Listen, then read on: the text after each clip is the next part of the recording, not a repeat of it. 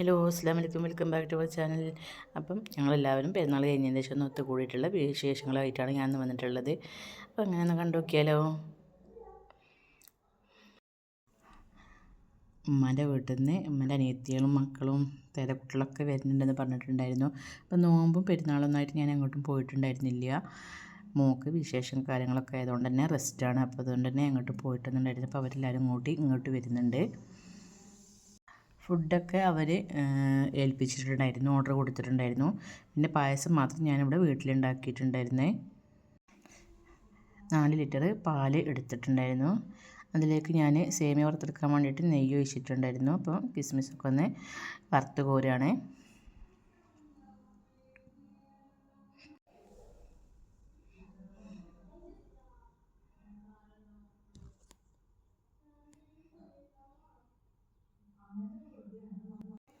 ഇനി ഇതൊക്കെ കോരി മാറ്റുകയാണ് വറുത്തതിന് ശേഷം.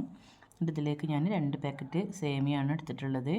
അതൊന്ന് വറുത്തെടുക്കുകയാണ്.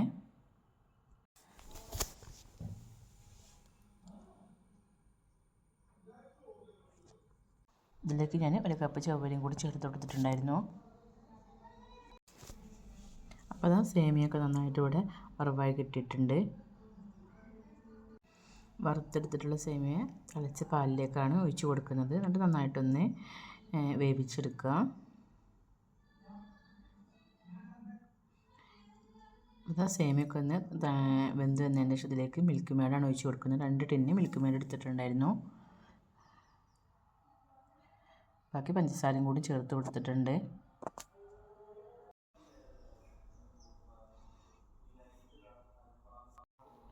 ഏലക്കായും പഞ്ചസാരയും കൂടി കൂട്ടിയിട്ട് പൊടിച്ചിട്ടുള്ളതാണ് ചേർത്ത് കൊടുത്തിട്ടുള്ളത്. ഇത് ചേർത്ത് കൊടുത്ത് നന്നായിട്ടൊന്ന് മിക്സ് ചെയ്തെടുത്തതിന് ശേഷം ഒരു 2-3 തള തളിച്ചതിന് ശേഷമാണ് ഞാൻ ഫ്ലെയിം ഓഫാക്കി കൊടുത്തിട്ട് നന്നായിട്ടൊന്ന് മൂടി വെച്ചിട്ടുണ്ടായിരുന്നു. അതിന് ശേഷം അതിൽ കിടന്നിട്ട് നന്നായിട്ട് നമ്മൾ സെമി വെന്ത് കിട്ടിക്കോളും. പിന്നെ പായസം കുറുക്കുകയും ചെയ്തോളും. മൂടി വെക്കുന്നതിന് മുന്നായിട്ട് തന്നെ ഞാൻ ഒരു 2-3 ടേബിൾ സ്പൂണ് നെയ്യും കൂടി ചേർത്ത് കൊടുത്തിട്ടുണ്ടായിരുന്നു. ഇത് നന്നായിട്ട് മിക്സ് ചെയ്ത് കൊടുത്തതിന് ശേഷം ഒന്ന് മൂടി വെച്ച് കൊടുത്തിട്ടുണ്ട്. നമ്മൾ വറുത്ത് ഊരിയിട്ടുള്ള അണ്ടിപ്പരിപ്പ് മുന്തിരിയും കൂടി ചേർത്ത് കൊടുത്തിട്ട് നന്നായിട്ട് മിക്സ് ചെയ്തതിന് ശേഷം ഒന്ന് മൂടി വെച്ച് കൊടുക്കുക.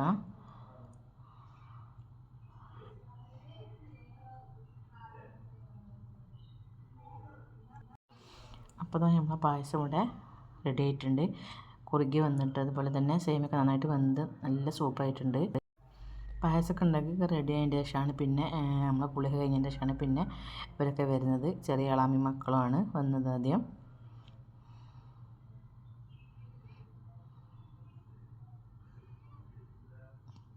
പിന്നെ അമ്മോനും വന്നിട്ടുണ്ടായിരുന്നു, ഉമ്മൻ്റെ ആങ്ങള. പിന്നെ നമ്മൾ സംസാരിച്ച് കുറച്ചേക്ക് ഇരുന്നു.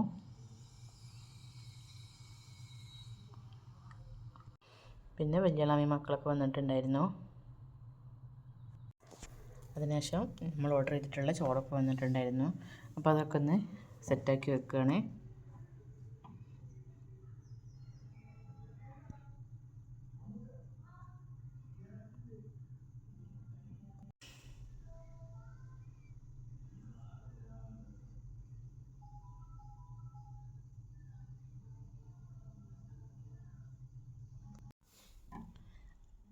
അപ്പോൾ ചോറൊക്കെ ടേബിൾ മേൽ എടുത്ത് വെച്ചിട്ടുണ്ട്. ഇത് ചെറിയ അളാപ്പയാണ്.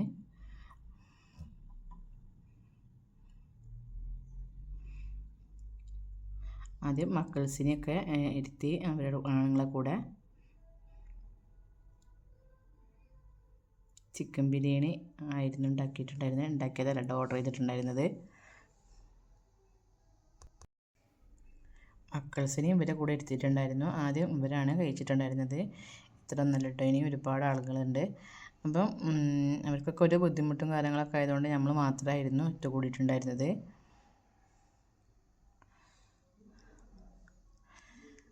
അവർ കഴിച്ച് കഴിഞ്ഞതിന് ശേഷം പിന്നെ ഞങ്ങൾ കഴിക്കാനായിട്ട് ഇരുന്നിട്ടുണ്ടായിരുന്നു.